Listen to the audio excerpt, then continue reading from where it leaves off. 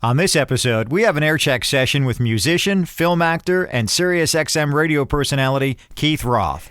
Keith shares about his career path from musician to radio air talent to the movie Let Me Down Hard, including info about a new album from his band Frankenstein 3000 and how he got to know Joey Ramone. Let's roll.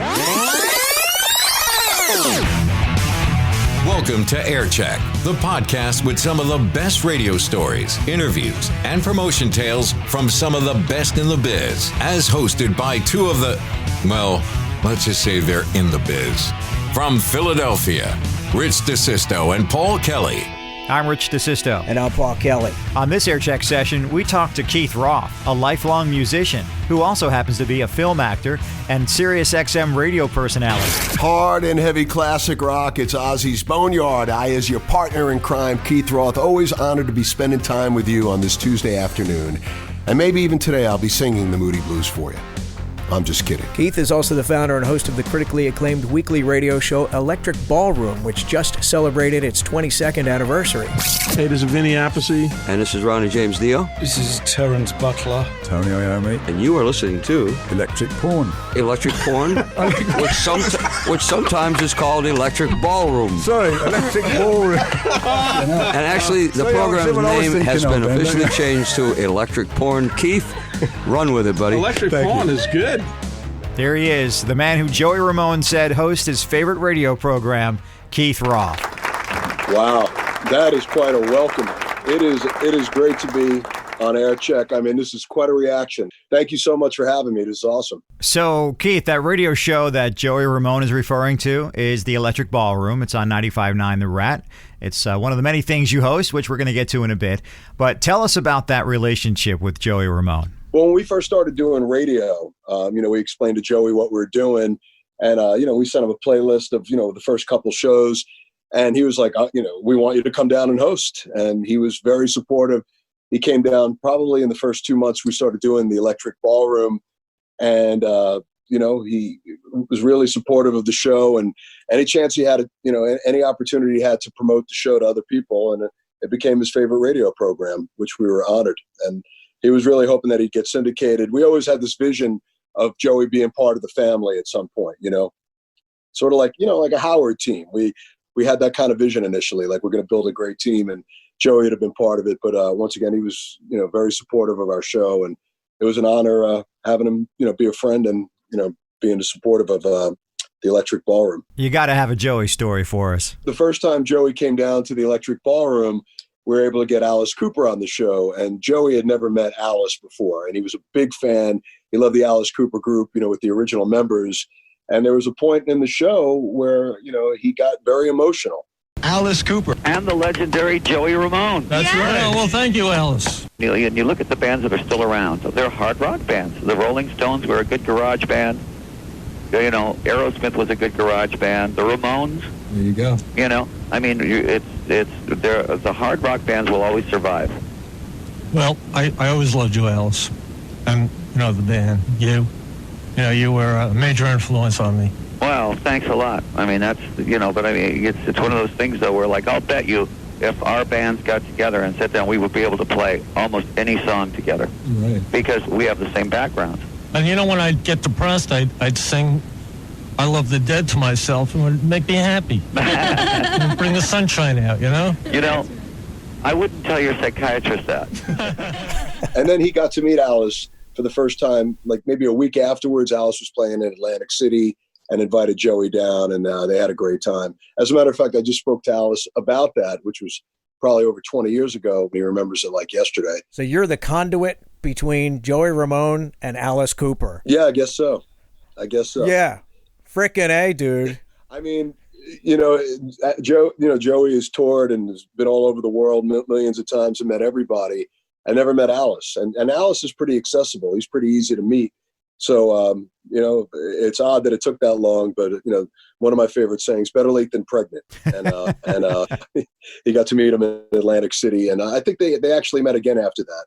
As a matter of fact, years after that, his brother, Mickey Lee, we were talking to him and we told him, this story. And he said that he found a photo with Joey and Alice. I always wondered where that came from. So that kind of cleared up a mystery. But yes, we were the conduit to introduce Joey to his hero, Alice Cooper. So 17 years now on satellite radio. We just mentioned Electric Ballroom hit the 22-year milestone. Congratulations. Thank you. Take us back to before 1998, before your radio career. Tell us about Keith Roth, the musician. Who were your heroes? Who were your music influencers?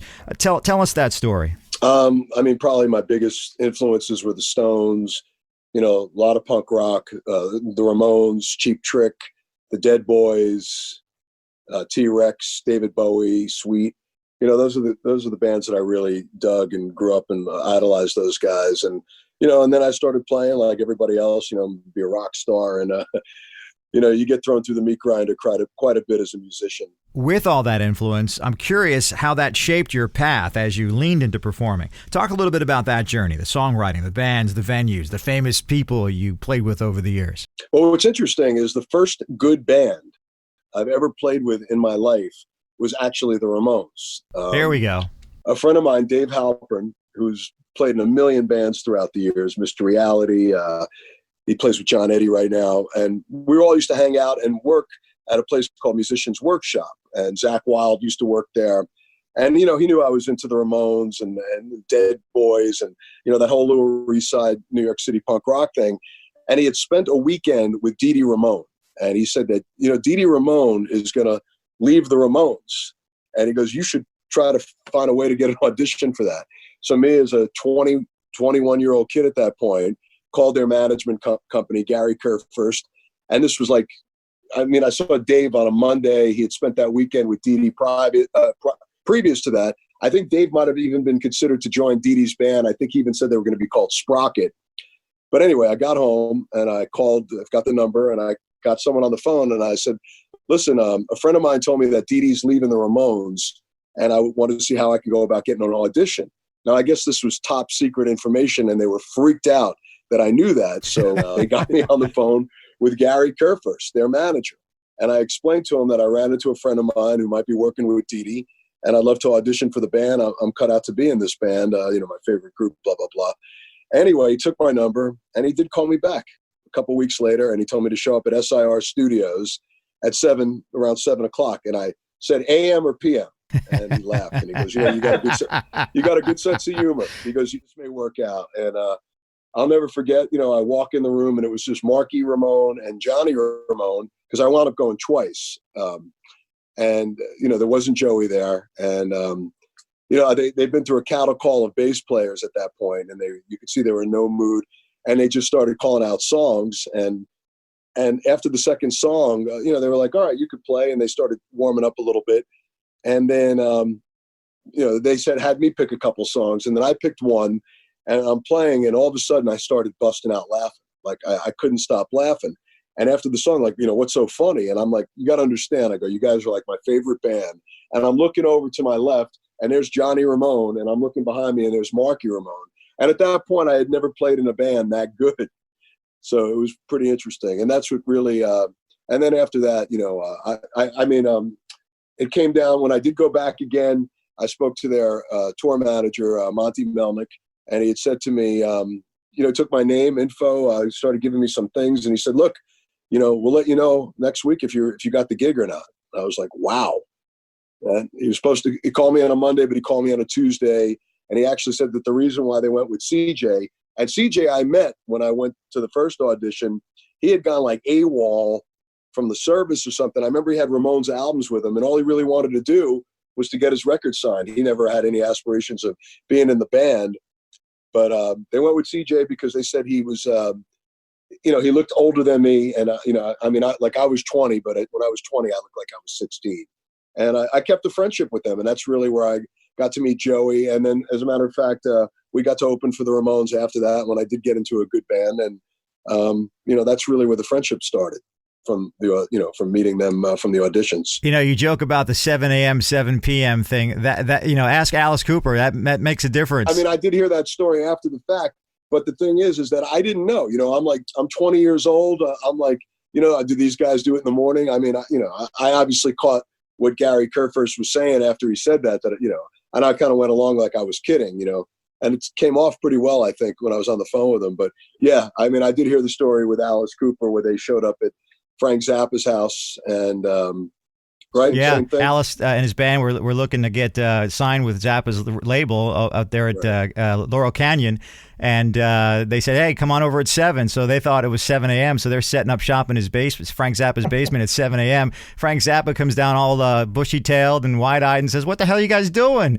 And like you said, 7 p.m. Right. I swear to you, it was the same time. 7 and 7 is, I think, another Love song. But it was the same reaction. But it's funny because I got to know a lot of those guys throughout the years. I'm very close with Dennis Dunaway, the original bass player for the Alice Cooper group. He's became a good friend of mine throughout the years. We've played together. We've done shows together. It's funny because a lot of the heroes that I grew up adoring. You get to meet from being a musician and from radio. I met a ton of people from doing radio that I probably would have never met if it was just strictly playing music. Keith, Frankenstein 3000, the current band, you guys have been together since the late 90s, right? Yes. And doing albums very regularly since the late 90s. In fact, you've got a new release coming out next month. You want to tell us a little bit about that? Yeah, it's called The Intermediary Stage, and it's the stage between, obviously, our last record and our soon-to-be. What it is a collection of older and newer recordings, mostly older. With the vinyl resurgence, people really love vinyl. It's kind of saved the industry in a lot of ways. I'm a vinyl junkie. I might have to go to rehab for how much money I spent on vinyl. Yeah, me too. But the label was saying that they wanted something from us, and I really didn't have anything ready. And then the craziness started, and we went into the studio and recorded a couple new songs. And I'm like, you know what? Let's make like a kind of a greatest hits vinyl compilation with some of our best recordings. There was a track on there with David Johansen that never got properly released, and Earl Slick had came to one of our sessions and recorded a song called Save the Planet, an electric version. It was an acoustic version that came out that never got released, and some of our favorites. And it really feels like a record. It's got a theme, and we're really proud of it. Get on out by Friday, that's the law around here. Avoid abomination, no more thoughts of fear. I don't really want you feeling sad. Too much talk to save the planet. And a lot of songs that we used to play in the older days that we never had a chance to record, that people always said, when you make a record, you should record that one. So on this record, we got to do stuff like that. Tell me about releasing something on vinyl versus CD. What are the cost differences, if any? Oh, there's a big cost difference. I mean, vinyl's very expensive to produce. CDs, to me, it got to the point where it became like a business card.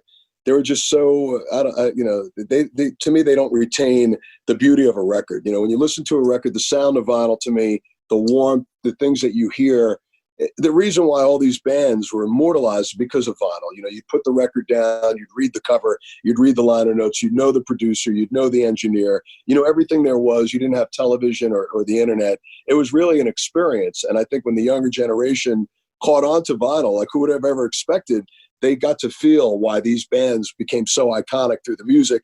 And you had a time, a limited amount of time to get your message across. It was like these motion pictures that people were putting out. And that's why there was so much emphasis on records. CDs, you get them and then all right, let me burn it for my buddy. And it's the same exact thing as what you just bought. It just seems so homogenized, just so it's amazing how much money. That's one art I thought would be long lost. So where can people pick it up, and what's the release date? The official release date is, I think, July 24th. There was a pre-order for the vinyl that people probably already have, but they can go to mainmanrecords.com or Amazon or Barnes & Noble, wherever they buy records, or record stores, if you could find one in your neck of the woods. But, Amazon became the world's record store, so pretty much anywhere. Now, your prior release was also on vinyl and known for all of the collaborators that were on it. You want to elaborate on that? Who was on The Blunt Truth? I love that record. I mean, out of all the records we've done, and this one I love too, but it is more of a collection of songs. I just thought that record was the first one as a band, Frankenstein 3000, we did properly. We set up in a studio and we recorded the basic tracks. I love New York City, greatest place in the world. I love New York City. I love New York, yeah. was funny because I played with Punky Meadows. Are you familiar with Punky Meadows from Angel? Yes. Well, came out of retirement and making his record in the same studio, so it was easy to grab him, co-host him and Danny to come in and record a track. It was a fun record, and I'm really, I love everything. It was a record that I always wanted to make, I felt. So, one thing I learned a long time ago is you got to please yourself before anybody else. Once I stopped caring about what anybody else thought, it just seemed like things work out better. When you please yourself first, I think there's that feeling of accomplishment. And the Blunt Truth had that with me. More to come in this episode of Aircheck. Want to join in with some stories from your radio days? Email aircheckme@gmail.com to join Rich DeSisto and Paul Kelly on Aircheck. You've been involved in the Lou Reed Crew and Friends project. Tell us about that. Yeah, tell us about that event. Well, a friend of mine, Pete Marshall, and he's an occasional member of Frankenstein 3000. And Pete spent 10 years playing with Iggy Pop, and he spent time in Sam Hain with Glenn Danzig. And, also, a member of Frankenstein 3000 occasionally. He joins us in the studio sometimes. But me and him played together with Cheetah Chrome from the Dead Boys. We also played with B.B. Buell. So we became good friends, and we've done a lot of sessions together. And he's part of the house band. So about 3 years ago, him and another guy, Raz, who was an old friend that I hadn't seen in many years, and we reconnected. And he knew how much I loved the Velvet Underground and Lou Reed. And he says, every year we do this birthday celebration for Lou Reed. Would you like to participate? And I went to Bowery Electric that year, had a great time, some amazing, talented people. And I've been doing it. This is my third year of doing it. It's a lot of fun, playing with the old Lou Reed crew. And, sadly, Hal Wilner, who was Lou Reed's producer, I saw him March 1st. He just sadly passed away from this horrific disease. But, always entertaining seeing him. And it's really a celebration of Lou's life and the legacy he's left. So it's great to be a part of it. Standing on the corner, suitcase in my hand. Jackson calls the Kings and the Bells, and Pete Marshall is in a rock and roll band. Round the Studs back at Jim. Those were different times. So the Lou Reed Crew and Friends project, it happens usually March every year for the past 7 years, around Lou's birthday, I guess, right? Right, exactly. Yeah, where do you guys play? Well, I've done it this is my third year, and we always do it at Bowery Electric. I've never been there. Tell me what that room's like. What's it look like? It's on the Lower East Side. It's a small, great rock and roll bar. It's like, you feel like decades go through you while you're there. It's very 70s, 80s, 90s. It's got the old feeling of the Lower East Side, the feeling of old New York. And, it's just got that kind of aura. And it's a great sound system. And it's just such a good vibe when you're there. There's nothing but positive energy in the room. And if you're a fan of Lou Reed and the Velvet Underground, there's so many, iconic performers and up and coming performers that just, the sets are short. You play one or two songs, so you give it all, and you feel the presence of Lou Reed there. I felt him there every year. The love for music and our heroes that play that music is, for most of us in radio, one of the main reasons we want to be on the radio, right? So we can play those songs and share that passion. Kind of the same reason why, you want to be a musician. If you can play the instrument, then more power to you. I say that because I'm still trying to play guitar. Anyway, but every once in a while, you get one of those musicians who get that same radio bug, right? Paul has interviewed Ted Nugent and Peter Wolf. Both have or had radio shows. And then, of course, David Lee Roth, who took over for Howard Stern a few years back. And I'm sure there's many others, including Keith Roth. So tell us, how did it all get started, the Electric Ballroom over at the Rat? I never aspire to be in radio, and it just kind of came my way. And that old saying is, you never know who you're going to meet, and it's always nice to be a good person. I mean, it should come naturally, but, always have respect for everybody you meet, because a band I was in, we had a publicist. Her name was Amy Christie, and she came out and did a story on my band at that time. And she wound up moving to my neck of the woods. And at that time, a radio station was opening, or just opened, called The Rat 95.9. And she said she got she met with Dan Finn. She got to know Dan from some of the PR work that she did, and pitched the show to him just off the cuff, and said, would you be interested in being my co-host? Because, you've met a lot of people in the industry. She worked for the Rolling Stones. She worked for Ronnie Wood and Charlie Watts, and thought of me for this great show. And we went in, And we talked to Dan, and we gave him a playlist, and here it is 22 years later, and we're still doing the Electric Ballroom. Welcome, Galactic Travelers, to the Electric Ballroom. It is your tour guide, Keith Roth, honored to greet you. And coming down in a few minutes from now, my co-host this evening, an old-time friend of the show, Mark Boger, great writer, written for the Asbury Park Press, writes that great column in the Star Ledger Retro. For those that don't know, Jersey's Rock Radio is 95.9 The Rat in Point Pleasant, New Jersey, which is the... You say that better than a lot of people. you said 95.9, not 0.9. You got it right. You should be working there. Oh, I'm a listener, actually. Yeah, send Carl your demo tape. Yeah, send Carl your demo. That's it. Carl's got plenty of my demos. He just didn't hire me. You never know. But anyway, that is the host base of the Electric Ballroom. So for somebody that doesn't know what the Electric Ballroom is, it's not a location somewhere in Point Pleasant, New Jersey.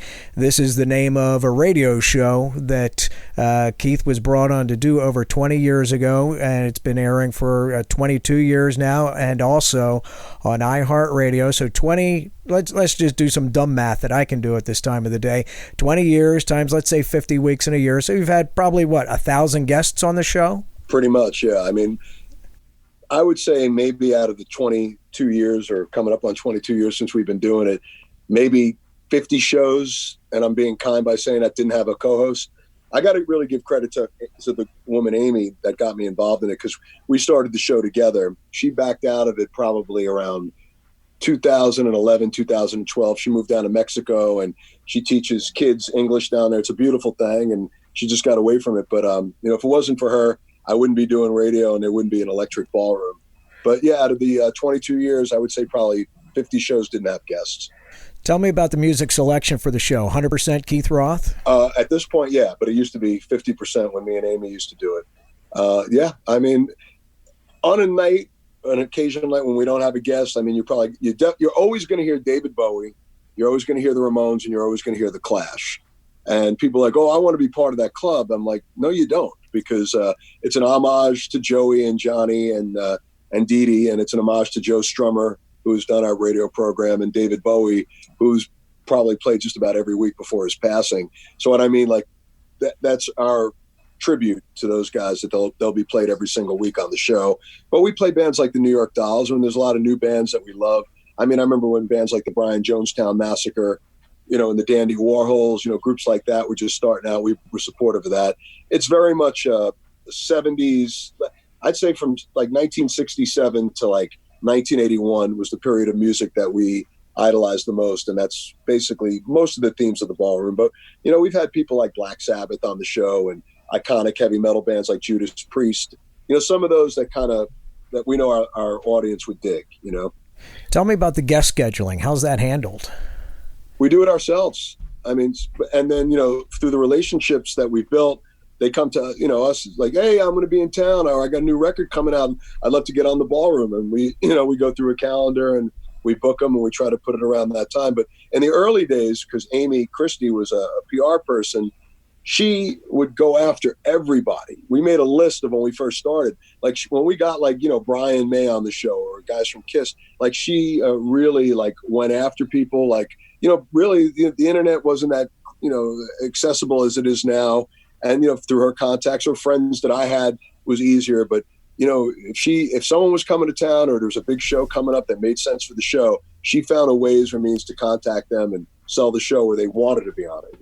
A lot of smoke and mirrors initially, but when we got them in there, and especially the early days, man, they were so much fun. We used to do it Sunday nights at 10 o'clock. They used to have a cleaning crew that would come in before the Monday morning people would come in there, because we'd have people come in and they would stay till 4 in the morning, 5 in the morning. There was a lot of debauchery going on.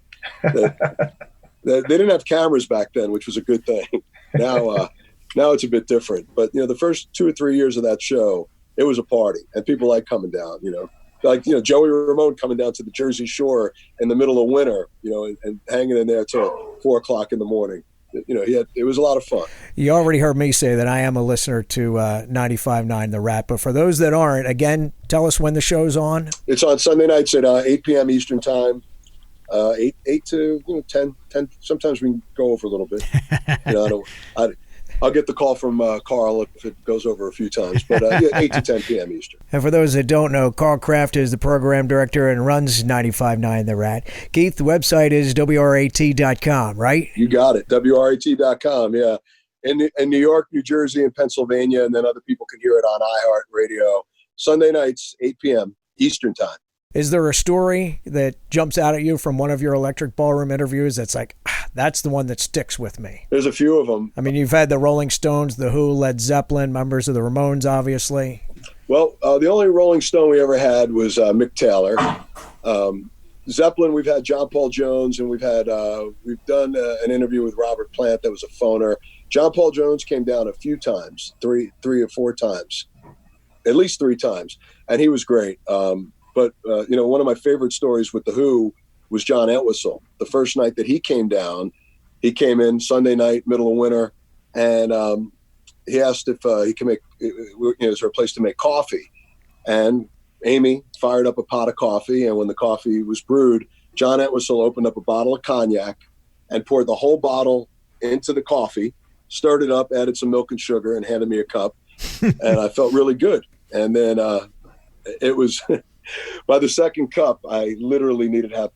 After they had left and everything, I needed someone to pick me up because, John Entwistle's a complete professional. And, I never had cognac, coffee with milk and sugar, but, John liked to party. But, you never knew he was feeling it. I mean, there's a lot of fun experiences. When Joey would come down, there would be people waiting outside.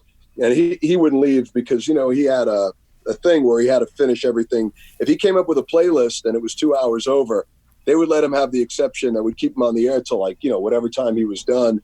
And there would be crowds of people out there. John Paul Jones one time got emotional with us when he was talking about, the passing of John Bonham. And he said that he was the one that found him, not breathing in Jimmy Page's house. And he teared up, and, you sit next to a guy, one quarter of, arguably the greatest band in rock history, getting emotional in front of you. It has an impact on you. Air Check, reviewing and remembering what happened on the air and off the air. College radio, AM, FM. Got a story to tell? Let us know. Email aircheckme@gmail.com to join Rich DeSisto and Paul Kelly. 2 Nimrods on Air Check. So, Keith, over 1,000 guests on the Electric Ballroom. Do you remember the very first? Do you remember that first radio interview that you did in your radio career? And who was it? And tell us about it. The first interview we did, it was the second week we were on the air, and it was with a vampire, someone who proclaimed to be an actual vampire. So that was the first interview. But the first real guy was Buck Dahmer from Blue Oyster Cult. This is Buck Dahmer from Blue Oyster Cult. You're listening to Keith on the Electric Ballroom. He's great. Was a local guy at that point.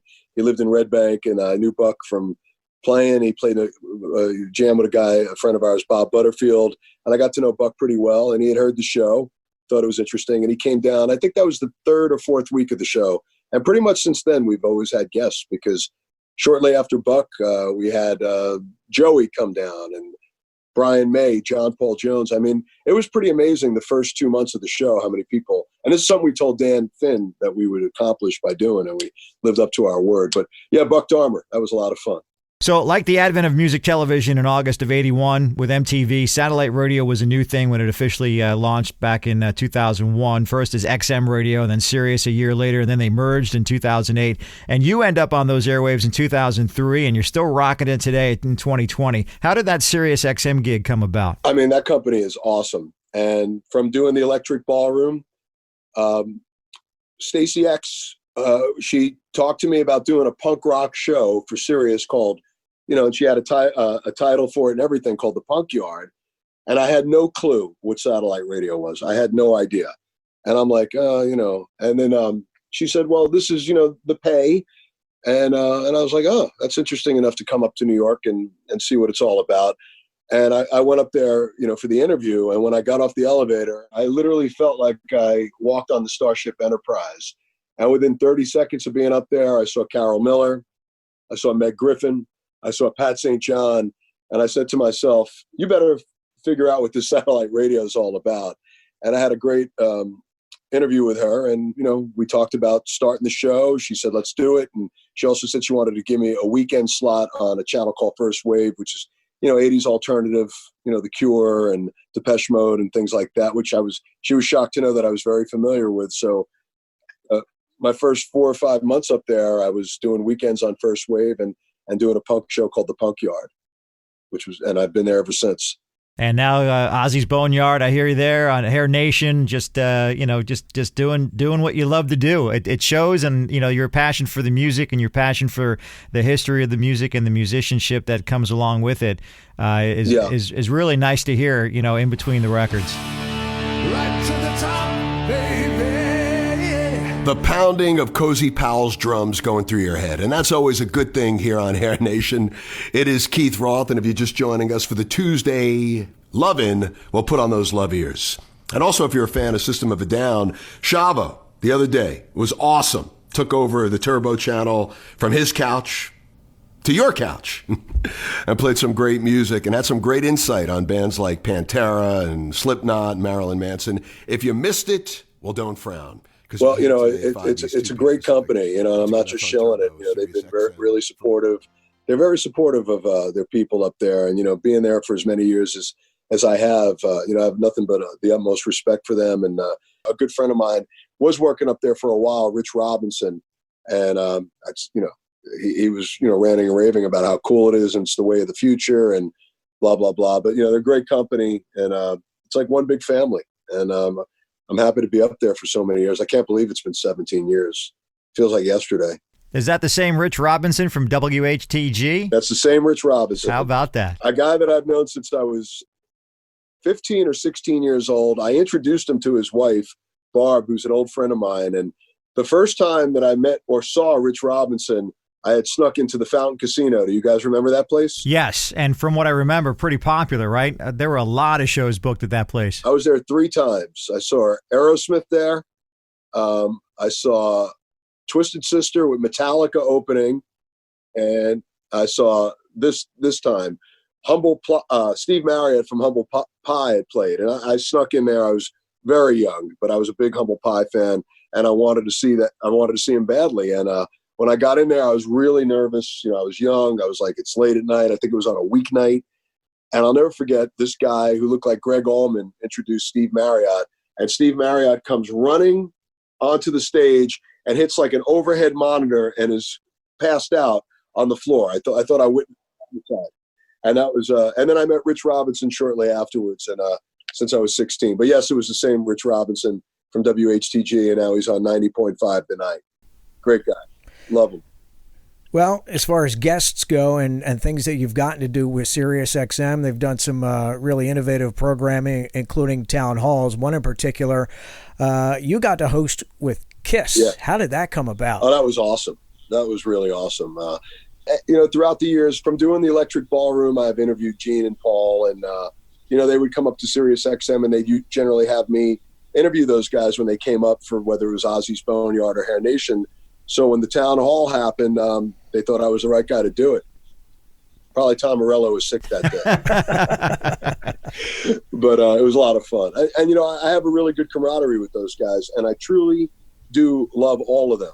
And they remind me so much of the Ramones because they're so different in personalities. That band, like the Ramones, like they're 4 guys with 4 very different personalities. And I don't know Peter. I mean, I've met Peter, but I can actually say, I know Ace, and I've been around Gene and Paul enough that they're all very different, but they're all very lovable. And the Ramones were the same way.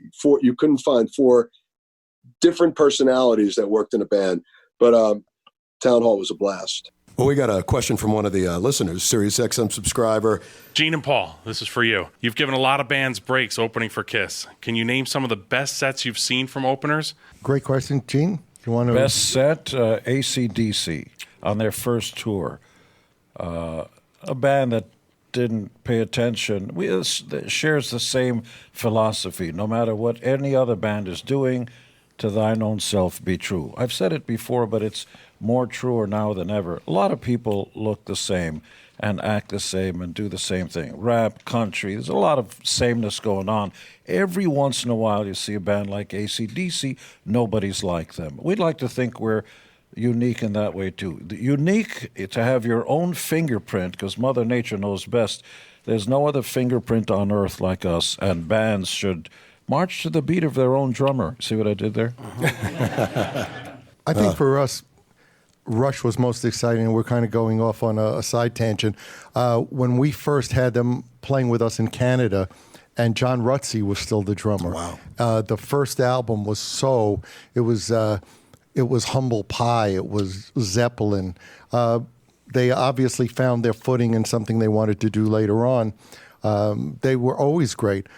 AC/DC with Bond, when we had them on tour, great. Priest were phenomenal. Bob Seger, we can go down the list. Bob Seger got his first gold album on tour with us. Mellencamp, John Cougar Mellencamp, Tom Petty. The list goes on and on. Returning with more from Aircheck. The time's yours. Take the mic. Tell us about your best days in radio or your worst. It's your call. Email aircheckme@gmail.com to join Rich DeSisto and Paul Kelly on Aircheck. I've had the opportunity to interview celebrities other than rock stars in my career, as has Paul. And one in particular for me that comes to mind is Beatles animator Ron Campbell, best known for his work on the 1960s The Beatles television series, as well as the animated feature film Yellow Submarine. Well, a guy that you interviewed, Keith, on Ozzy's Boneyard was infamous rock photographer Mark Wise. This guy's got a story, not just with his photos, but his taste in frontmen and guitarists, right? Talk a little bit about him. What's your relationship with Mark? Mark's a guy I've known since I was a little kid. He basically captured the 80s through his lens. I mean, he started in the 70s with Zeppelin and, working for Circus Magazine and Cream Magazine. He was just dedicated. His camera is his instrument, and he was at every event. He was at Live Aid and the PMRC hearings and the Moscow Peace Festival, and he, album covers from, Bon Jovi and Skid Row and Twisted Sister, Aerosmith. He's got, Kiss. He's Ozzy's personal photographer. And Mark is a righteous dude, and I can see why those bands would want him around, because he's like a fly on the wall. He doesn't really, get involved or, you really don't know he's there. He's just part of the scenery, but he just put out a great book called The Decade That Rocked, and he's got some incredible stories and incredible history with so many. He was the guy that's responsible for getting Zach the audition with Ozzy, and And wasn't one of his pictures used by Rolling Stone magazine when Randy Rhoads tragically died? Yes. But, Mark, you work with the boss. You worked with Ozzy for years. He adores you. And you worked with Oz during the Randy Rhoads era. I mean, you were there. I mean, what was it like working with Randy, and getting to know Randy? What are your thoughts on him? Yeah, I was just getting to know Ozzy, and it was the first time I actually met him, and I shot him. It was at the Capitol Theater in New Jersey. I wanted to do a photo shoot with the whole band, Tommy and Rudy and Ozzy, and the only way we were going to do it is if we did it before the show, right before they went on stage. So I set up a backdrop at the Capitol Theater, really tiny dressing room, and gathered everyone together, and we maybe shot for 10 or 15 minutes. And then after I did that shot, I wanted to do a shot just with Randy. And I asked him, can we get a shot with your guitar, obviously? And he's like, I can't, like the guitars are like on stage. And I said, oh, okay, no problem. And I just said, okay, let's just do a nice portrait. And he posed for maybe a minute or two. And that was actually the photo that they used in Rolling Stone when he sadly passed away. But so we really didn't really do a big photo shoot or anything like that. But I met him really brief and was around him, because I was kind of like a fly on the wall. They gave me access. I was just like getting to know Ozzy, and they were just giving me access, and I was lucky enough to get that image. Photography is about moments and just connecting with the subjects, and me and Randy, like, even we didn't speak a lot, but we just kind of had that connection. He was always at the right place at the right time, and it's kind of like the messenger. He was like the guy that really photographed and captured the 80s. Keith, for those that are keeping a scorecard here, we've got Keith the musician, we've got Keith the air personality, we've got Keith the interviewer, we've got Keith the producer. Add to that Keith the film actor. Let Me Down Hard was a movie that you starred in 2018 as Jack Ainsley, guitar player and band. You want to tell us a little bit about that? Well, first of all, you guys are hired. You're my new PR guys. I love you. You guys are awesome. Yeah, that movie was, wow. I mean, the accolades after it came out were great. It took 6 years to make. Billy DeVizia, the director, phenomenal. He's done movies like Lesser Prophets. He, worked with he worked with Elvis Costello. He worked with The Roots. And ironically, I met Billy at a party in Red Bank. And it turns out that we lived a half a mile from each other. And he was looking for a guy to play this cat, Jack Ainsley. He said he was, basically a dude that had a moment there in the late 80s, early 90s, kind of a has-been, kind of bumming around Asbury Park. He kind of explained the story, and he goes, I think you'd be perfect. I'm like, really? Can't believe you got Mark Weiss to shoot my album cover. Hey, right here, Jack. Yeah, good. Right in the camera. Make love to it, baby. Come on. Yeah. Come on. Rock and roll, brother. Is he the real deal? I'm gonna give you my all, but I didn't know you're behind this thing, man. Jack's the real deal. He's it. He's a lock. I'm gonna get him in magazines, Circus, Hit Parade, or Faces, all those magazines. We're gonna make him a fucking star, man. I took it as an insult initially, like, do I fit that description, like an 80s has-been or whatever it was. But he had me audition for the film, and he said, it's going to be 11 weeks. We're basically going to work weekends and nights, and we'll get it done. And it'll be a cool film. And I read the script, and I made some suggestions, and we started rolling. And but yeah, we worked for like 6 weeks, and then we had to wait a year because of the change of sceneries to get back to that change of sceneries. And he did it really on a small budget. So whenever he accumulated some money, he put it back into it. And it really wasn't until about 2015, 2016 when I started seeing the light at the end of the tunnel that this was actually going to happen.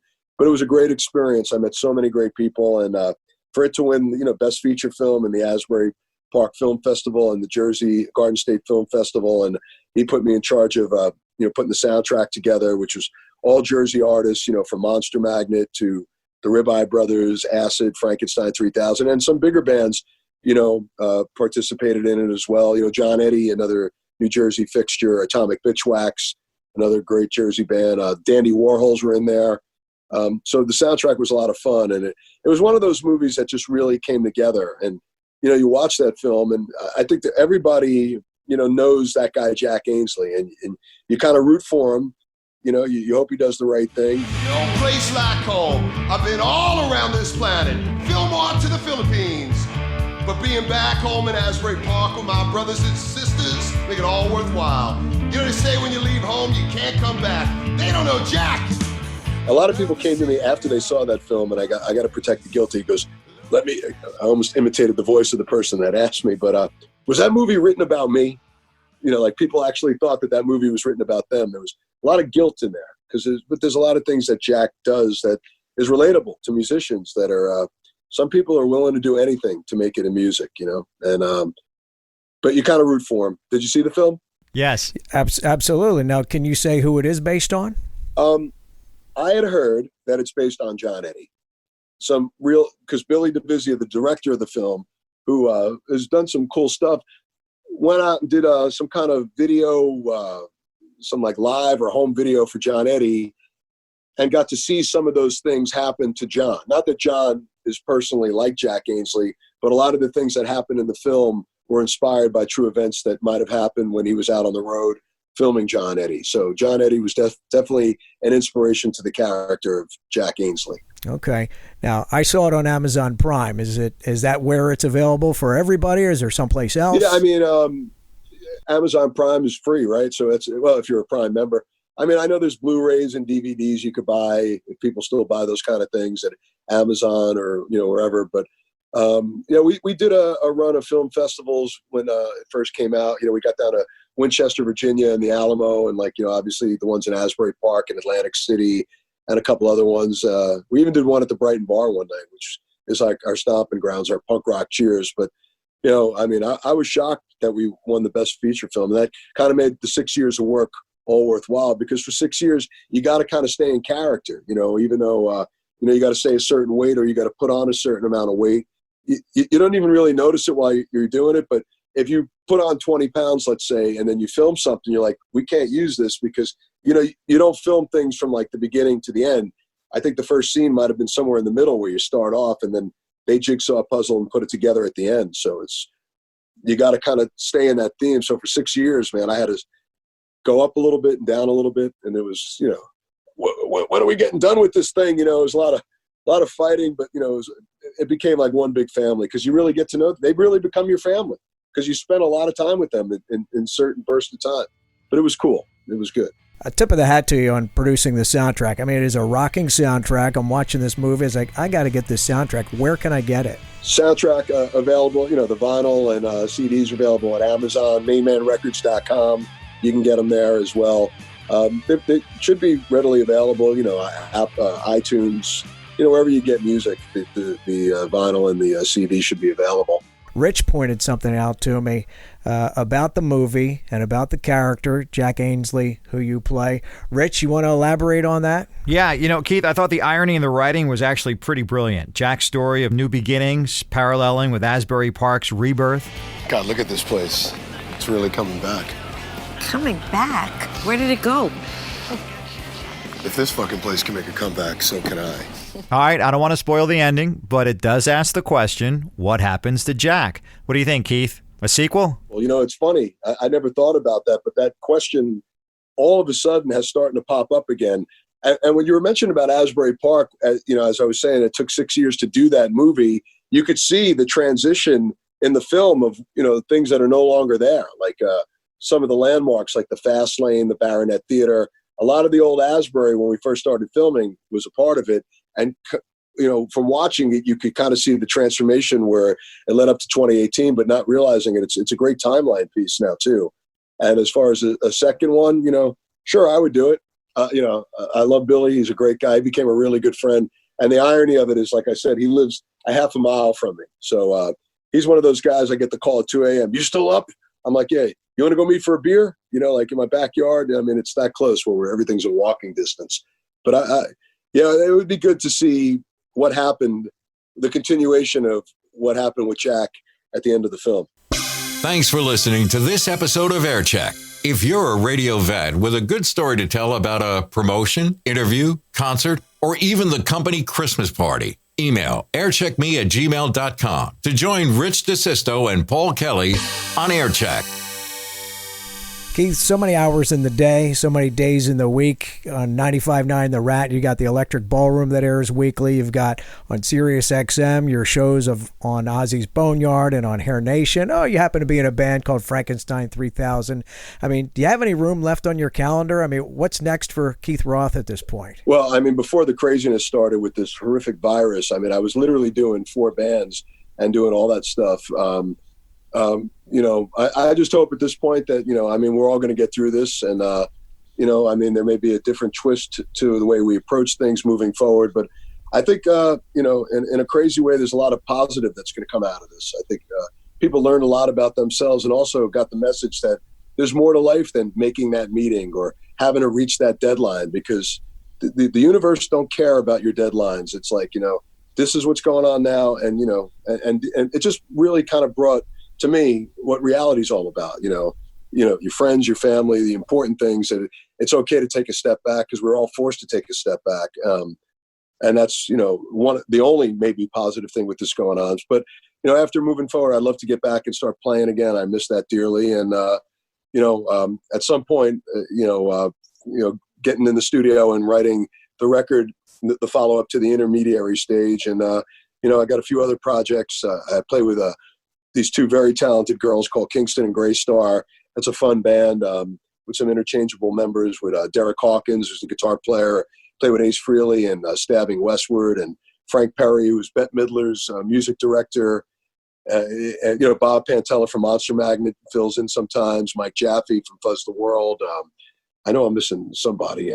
But, it's a fun band. And I'm also doing another band called Secret Fox with a band from with Zuzu from Soraya, from the Philly area. They're on Little Steven's record label, Wicked Cool Records. And it's a cool project with Dean Rispler from the Dictators, Secret Fox, Phil DiPaolo, Pete Perina. So that's another project. So, and then, other things pop up, gigs here and there, so I never know what to expect next, but I guess, at this point, getting, doing the radio and, and hoping for positivity for mankind in the very near future. What are your thoughts regarding the new normal once we get through this, with live shows? I mean, everybody's got a little withdrawal right now about the live shows as an attendee. I'm sure musicians are feeling it as well, like yourself. But what are your thoughts on like the drive-in concerts and all the things they're trying to do now? And then, past that, is it going to be the same? Or are we going to still have that gathering in front of a live band the same way we used to have it? Absolutely. Yes, that'll return. The live music will return, and people will lighten up about the handshakes and all that stuff because when this thing is in the rearview mirror, it's just humanity. But so I think that part of it will return. Once they figure out a way to defeat this virus, I just think they're moving and shaking and doing what they can during this crazy time that's going on now. Financially, it destroyed so many bands that you thought were so well established, working their asses off for so many years that are, because of this time in the summer, and they're broke. They're broke. Someone that's working in a gas station that's been working through this is in better shape than a lot of some of these iconic artists. It's really affected them that hard. So they're going to be working twice as hard to make up for for all this downtime. I mean, the drive-in stuff, I don't know how long this will go on for. I would, I think anybody who says anything different is delusional, but but I think it creates other ways to that can serve people well down the road. Like maybe these drive-in shows might be a cool thing, even if there wasn't a pandemic going on. It could be a different way. True. I think there's a lot to be learned about it. But I'll tell you one thing, though. When live music returns, and if the first act that's allowed to play, I've made this joke, but it's true. If there was a Kaja Goo Goo tribute band, they'd probably sell out Giant Stadium. Because people are itching to see live music. As a musician, I want to play. As a fan of music, I want to go to a show. I mean, you get jaded when you play all the time and you do radio. You're wiped out. The last thing generally I'd want to do is go out and see a band, that night. But right now, I would love to see a band play and live music. It's going to be quite a celebration when that stuff starts coming back to normal. But I definitely would check out some of these drive-in things or some of these innovative ideas that they're trying to come up with. And the new normal, I mean, I think there's certain things that'll be implemented, moving forward. But I don't know. I do think, though, that the humanity thing will come back 100%.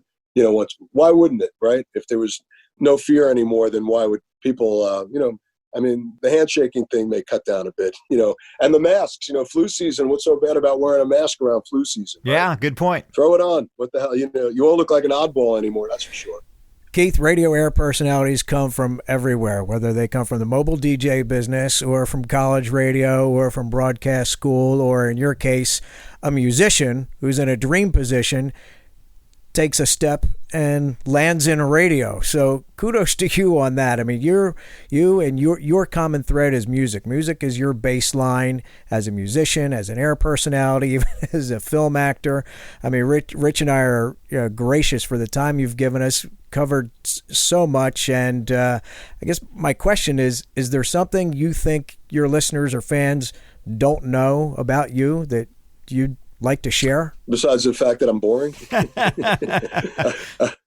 I mean, to me, when you, as you say, you guys work hard, so you know what it's all about. I mean, but, at the end of the week, if, there's no gigs, I mean, there's nothing more I look forward to than sitting on my couch and just doing nothing. Doing nothing means everything to me. Maybe because I don't I've been doing it for 3 months. I mean, I still get up and regimented, and I go to work and I do, the shows for Sirius, but I mean, my favorite thing at the end of the week when you have nothing to do is just to sit and do nothing. I got all my crazy stuff out of me when I was a kid. So to me, what's crazy to society is just normal life to me. Well, very cool. Thank you for being here with Rich and me on Air Check. Yeah, thanks, Keith. First of all, you guys are awesome. I really enjoyed hanging out with you guys and talking, and the banter that went on in between all this stuff. You guys are great, and nothing but great success to you guys in radio and Air Check and everything that you do. You guys are really talented, and it was my honor to be a part of the show. Thank you. Ozzy's Boneyard and Hair Nation on SiriusXM Radio, Electric Ballroom on 95.9 The Rat, and soon to be back on stage with his band Frankenstein 3000, it's Keith Roth. Well, quite an audio snapshot of Keith and his career and life. Yep, musician, radio personality, film actor. Keith Roth on Air Check. You can stream or download every episode of Aircheck on Apple Podcasts or Spotify.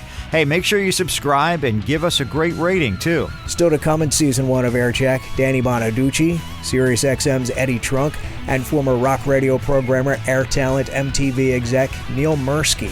This is Rich DeSisto. And I'm Paul Kelly. We'll talk to you soon. Thanks for sitting in for this Aircheck. Back at you with more tales from the tuner soon. Questions, comments, or to be on an upcoming episode, email aircheckme@gmail.com. Musical props to Chris Gordon. Announcer props. Yours truly, Greg O'Brien, the OB. Aircheck is the creation of RDPK Productions.